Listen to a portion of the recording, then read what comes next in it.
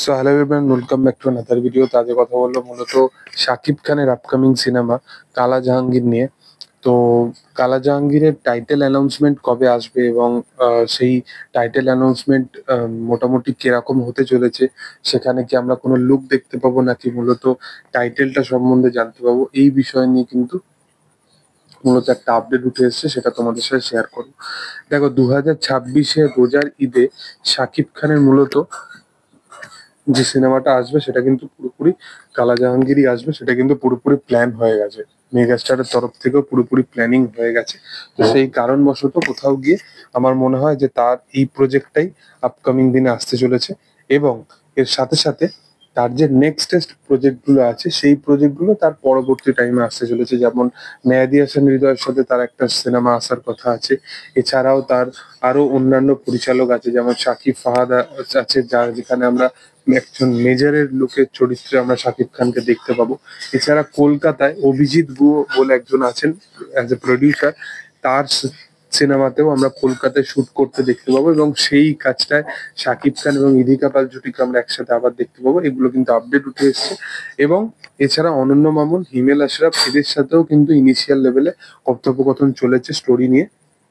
তো সবকিছু ঠিকঠাক থাকলে মেগাস্টার শাকিব খানের মূলত আপকামিং অনেকগুলো প্রজেক্টই কিন্তু আসার প্ল্যানিং রয়েছে। দেখার যে আগে কোনটা আসে বা পরে কোনটা আসে।